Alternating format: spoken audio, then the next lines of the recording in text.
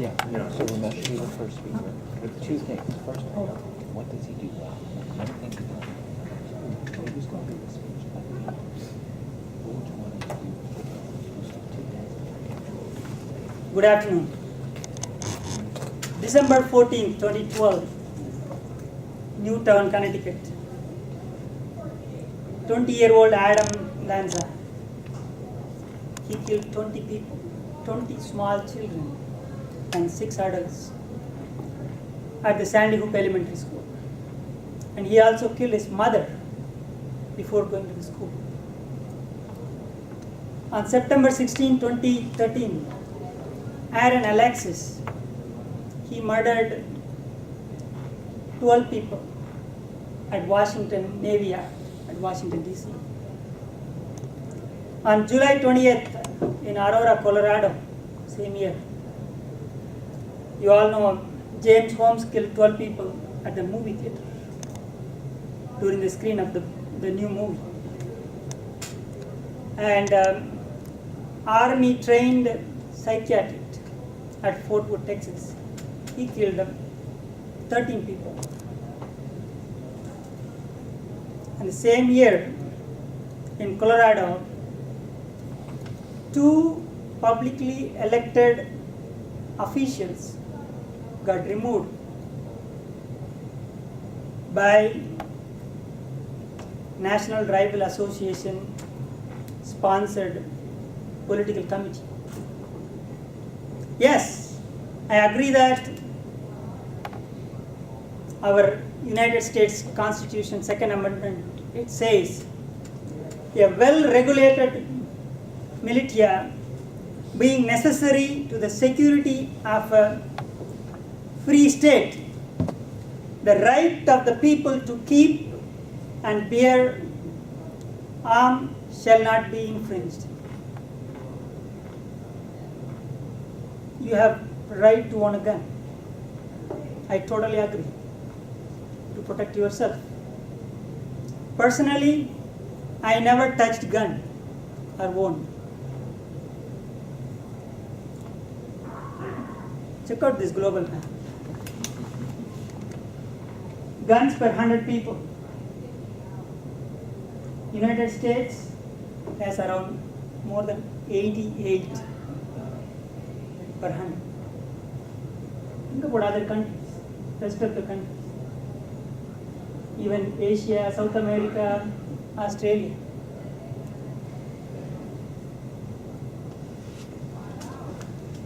The top, United States per 100 residents. Next one comes to Serbia, and then Yemen.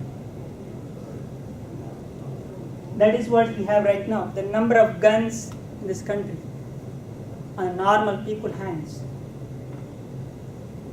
Number of homicides and gun ownership by country. The United States has the highest ownership, as well as the homicides happens in this country are highest also. More than 30,000 people get killed every year because of this. Gun violence and murderers happens. Even UN, they did analysis in just recently, September 2013. They came up with the same report. Because of number of guns, that is, wherever it is more, that is where the violence is more.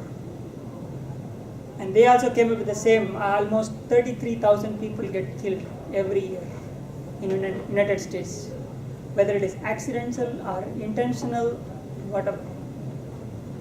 Think about in Japan, they have extremely low gun ownership as well as violence. Even in United Kingdom, the ownership is low, the violence is low.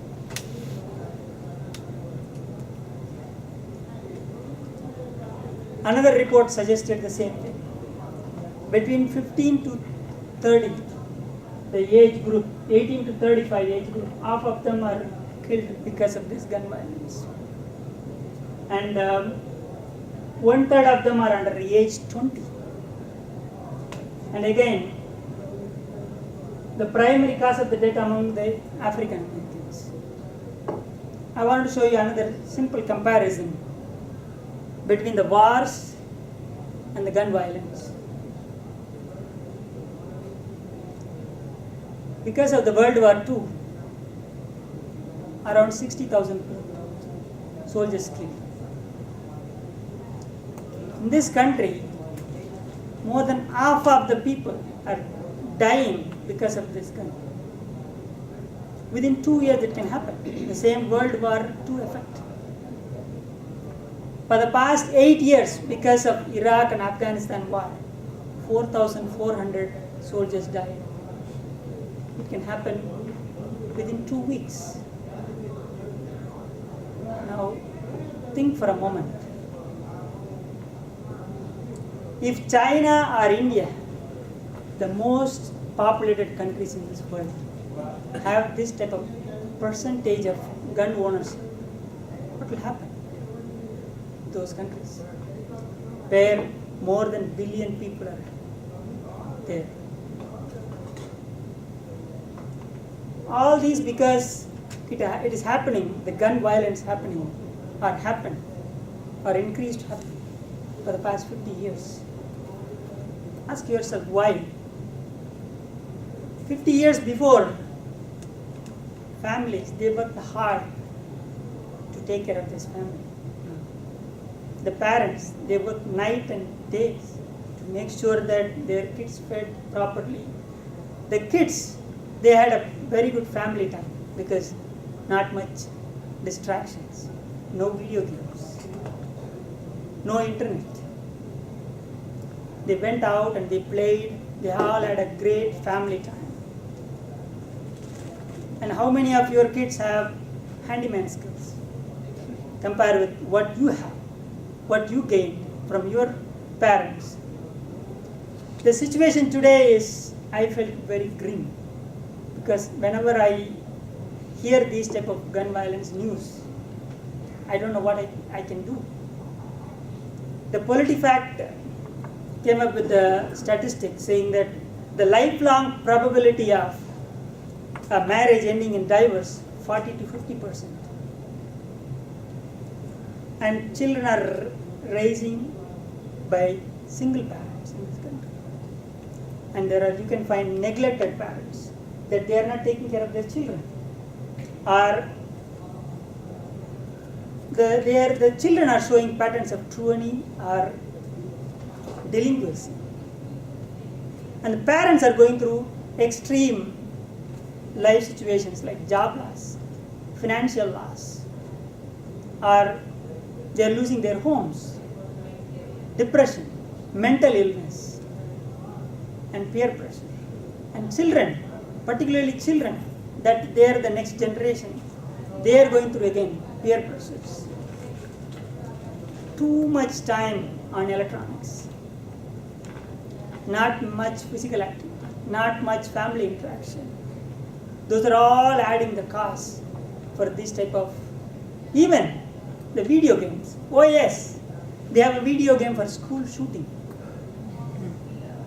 The guy who killed at Connecticut, he was practicing that video game before going to the ground.